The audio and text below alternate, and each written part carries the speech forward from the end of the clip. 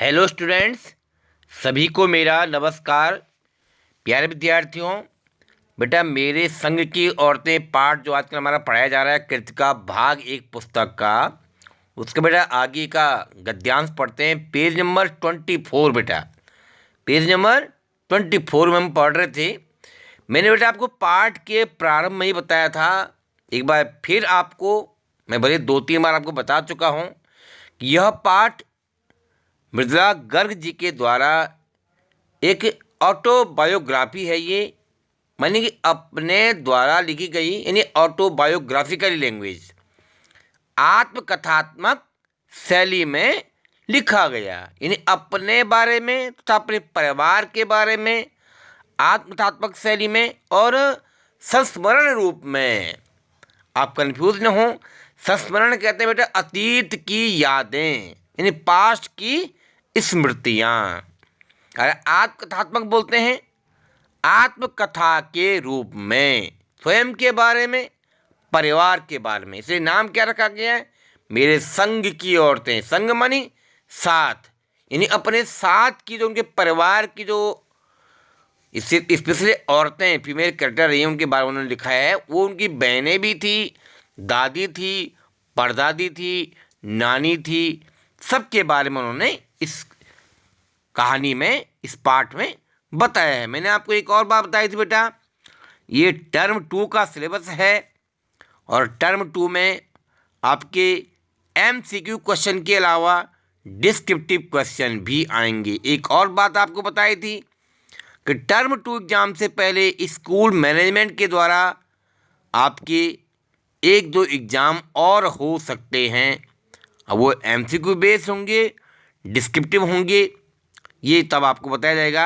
लेकिन मेरे कहने का मतलब ये है, आप अब पढ़ाई ऐसे करें जैसे आपने टर्म 1 के लिए पढ़ा है, यानी कि डीपली पढ़ना है। जब आप डीपली पढ़ोगे, जैसे हम आपको गद्यांश पढ़ के सुना रहे हैं, समझा रहे हैं, आपको अपने घर में किताब की मदद से ऐसे पढ़ना है, समझना है, तो ही आप उन MCQ क्वेश्चन के और जो डिस्क्रिप्टिव होते हैं, शॉर्ट टाइप होते हैं, 1 मार्क्स, 2 मार्क्स, 3 मार्क्स, उनके आप आंसर लिख पाओगे।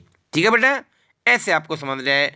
एक और बात मैंने आपको समझाई थी बेटा, फिर आपको ये सभी बातें रिमाइंड इसलिए करा रहा हूँ ताकि हमारा जो चैप्टर ये एंड की ओर पहुँच रहा है, इसलिए मैं आपको ये बार बार याद दिला रहा हूँ कि इस पाठ में आपने कई प्रसंग बीच में पढ़े, अलग अलग प्रसंग आपने पढ़े। आज एक नया प्रसंग आएगा, उसे हम पढ़ते हैं, यानी इसी पाठ का कुछ नया प्रसंग आएगा पेज नंबर 24 पे। तो आपको ये कहानी स्टेप बाय स्टेप, यानी ये पाठ आपको स्टेप बाय स्टेप समझना है। उन्होंने हर जगह नया नया प्रसंग इसमें जोड़ा है, कहीं भाई बहन के बारे में, कहीं भाई बहनों के लेखन कार्य के बारे में, पाठ की शुरुआत में दादी के बारे में, परदादी के बारे में, नानी के बारे में, अपने पिताजी के बारे में, देश की आज़ादी के बारे में, हर जगह अलग अलग विवरण आया है। इसलिए इसको क्या बोला गया? आत्मकथात्मक। ठीक है बेटा, आज जो हम पढ़ रहे हैं पेज नंबर 24 पे ध्यान दें बेटा।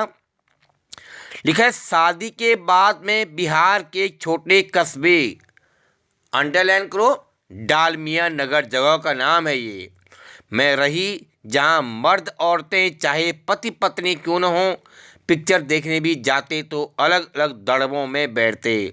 दड़बों बोलते ग्रुप में, अलग अलग समूह में बैठते थे। यानी उस समय की ऐसी परंपरा थी, जो यहाँ पर लेखिका बता रही हैं कि जो बिहार का छोटा सा कस्बा था डालमिया नगर, जहाँ शादी के बाद हो गई, कौन? मृदुला गर्ग जी। तो अगर मान लो पिक्चर देखने जा रहे हैं पति पत्नी भी, तो अलग अलग ग्रुप में बैठते थे। यानी वहाँ पर शिक्षा की व्यवस्था, उसे कमी कहें या थोड़ा सा पुरानी परंपरा थी, वो बहुत ज़्यादा थी, मतलब जागरूकता का अभाव था। मैं दिल्ली से कॉलेज की नौकरी छोड़कर वहाँ पहुँची थी और नाटकों में अभिनय करने की शौकीन रही थी। मतलब छोटे छोटे जो नाटक होते थे उनमें अभिनय करना उनका शौक था। किनका? मृदुला गर्ग जी का। मैंने उनके चलन से हार नहीं मानी। किनके चलन से? जो बिहार का छोटा सा कस्बा था डालमिया नगर, जहाँ पर पति पत्नी भी इकट्ठा पिक्चर नहीं देख सकते थे, तो मैंने उनके चलन से हार मानी। तुरंत विरोध नहीं किया, पर थोड़ा प्रयास किया कि इसमें सुधार करूं। साल भर के भीतर उन्हें उन्हीं शादीशुदा औरतों को पराये मर्दों में दूसरे के साथ नाटक करने के लिए मना लिया। यानी मैंने अपनी व्यवहार से, अपनी शिक्षा के माध्यम से, अपनी कार्यकुशलता से उनको दूसरे मर्दों के साथ नाटकों में अभिनय करने के लिए तैयार किया कि आप नाटकों में अभिनय भी करें, क्योंकि साहित्य का क्षेत्र है।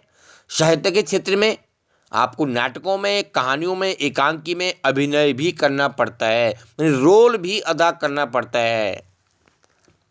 अगले 4 साल तक हमने कई नाटक किए।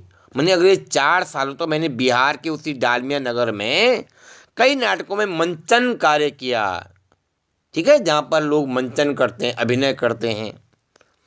अकाल राहत कोष के लिए उन्हीं के माध्यम से पैसा भी इकट्ठा किया, और एक अकाल राहत कोष था, वहाँ पर उन्हीं के माध्यम से, उन्हीं की सहायता से कुछ पैसा भी एकत्र किया।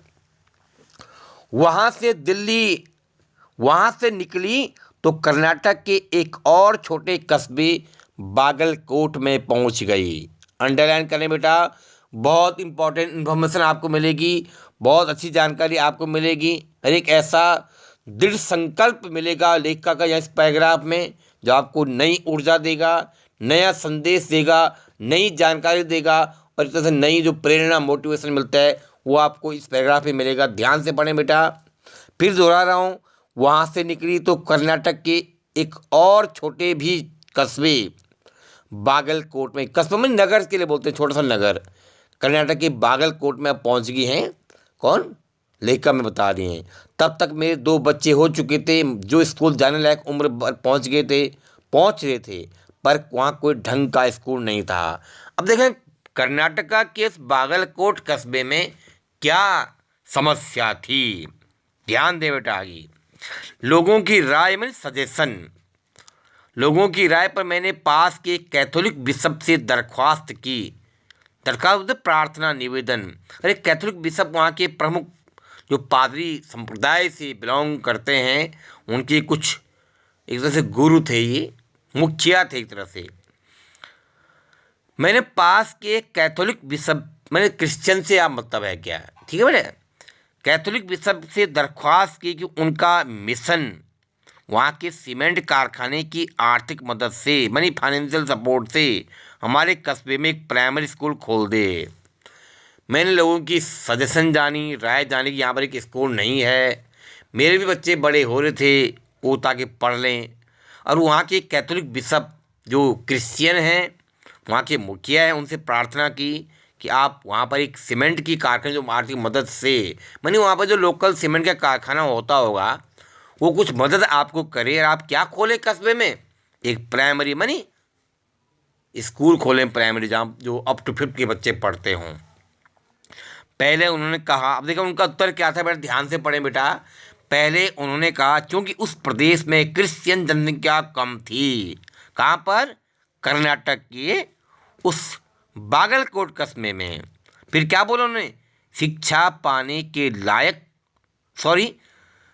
क्योंकि उस प्रदेश में क्रिश्चियन जनसंख्या कम थी, इसलिए वे वहाँ स्कूल खोलने में असमर्थ थे। मैंने गैर क्रिश्चियन बच्चों को भी शिक्षा पाने के लायक सिद्ध करते हुए अपना इसरार, बोलते हैं आग्रह, जारी रखा। मैंने ये कहा कि चलिए अगर क्रिश्चियन जनसंख्या कम है, बेटे ध्यान से समझें, मैं आपको गैर क्रिश्चियन मानी जो क्रिश्चियन नहीं हैं उन बच्चों को भी शिक्षा पाने के लायक बनाऊंगी। अपना आग्रह उनसे फिर किया। तब उन्होंने कहा, तब क्या जवाब दिया देखना, हम कोशिश कर सकते हैं बशर्ते आप हमें यकीन दिलाएं वह स्कूल अगले 100 वर्षों तक चलता रहेगा। बेटा इंवर्टेड कॉमास में यही लाइन आप भी अंडरलाइन करें। कितना अप्रत्याशित जवाब था उनका। क्या बोल रहे थे वो जो कैथोलिक बिशप थे, जिनसे मृदुला गर्ग ने ये प्रार्थना की कि आप एक प्राइमरी स्कूल खोलें, उन्होंने क्या बोला था? हम केवल कोशिश कर सकते हैं बशर्ते आप हमें विश्वास दिलाएं कि वह स्कूल अगले 100 वर्षों तक चलता रहेगा। ऐसा जवाब जब उन्होंने लेखिका मृदुला गर्ग तो दिया, किसने? कैथोलिक बिशप ने। तो बोला मुझे गुस्सा आ गया। मृदुला गर्ग जी कह रहे हैं मुझे ऐसा सुनकर गुस्सा आ गया। मैंने क्या कहा, देखना क्या कहा उन्होंने, स्कूल की छोड़िए, किसी के भी बारे में यकीन नहीं दिलाया जा सकता, वो अगले 100 वर्ष तक चलेगा। मृदुला गर्ग ने सीधा सा जवाब दिया कि जो आप कह रहे हैं अगले 100 साल तक चलेगा, व्यक्ति का विश्वास नहीं होता है वो 100 साल तक जी पाएगा, और आप स्कूल की बात कर रहे हैं। तो बेटा आप जान सकते हैं, समझ सकते हैं लेखिका मृदुला गर्ग को कैसा अनोखा उत्तर कैथोलिक बिशप ने दिया। वे भी गुस्सा खा गए। बोले जब मैंने ऐसा जवाब दिया कि किसी मनुष्य की उम्र का हम अंदाज नहीं लगा सकते वो 100 साल जिएगा नहीं जिएगा, और आप विद्यालय की बात कर रहे हैं, वो भी उनको भी गुस्सा आ गया। क्या बोला उन्होंने, देखना फिर भी उन्होंने जवाब क्या दिया बेटा, खुदा का लाख शुक्र है बच्चों की न पढ़ पाने की समस्या आपकी है, मेरी नहीं।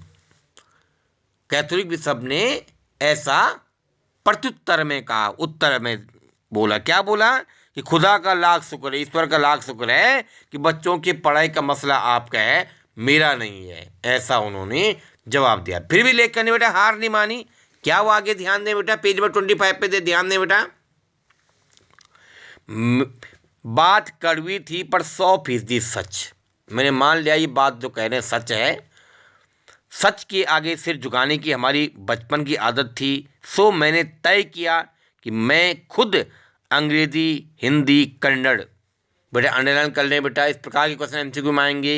फिर पढ़ रहा हूँ, मैंने तय किया कि मैं खुद अंग्रेजी, हिंदी, कन्नड़, ये क्या है, 3 भाषाएं हैं, 3 भाषाएं पढ़ाने वाला प्राइमरी स्कूल वहाँ खोलूँगी और कर्नाटक सरकार से उसे मान्यता भी दिलवाऊंगी। लेखिका मृदुला गर्ग ने उस समय मन में संकल्प लिया कि मैं अपने प्रयासों से उस कर्नाटक के बागलकोट शहर में, बागलकोट कस्बे में एक विद्यालय खोलूंगी जिसमें हिंदी भी पढ़ाई जाएगी, अंग्रेजी पढ़ाई जाएगी और कन्नड़ भाषा भी पढ़ाई जाएगी, तीनों भाषा उसमें पढ़ाई जाएंगी। वहाँ के अनेक मेहनती और खिसके लोगों की मदद से यह व्रत पूरा हुआ। व्रत मानी संकल्प। मैंने अपनी मदद से, वहाँ के कुछ लोगों की, मेहनती लोगों की मदद से ये प्रयास पूरा किया। मेरे बच्चे तथा अन्य अफसरों के बच्चे उसी स्कूल में पढ़े, बाद में अलग अलग शहरों के अलग अलग ख्यात स्कूलों में दाखिला भी पा गए।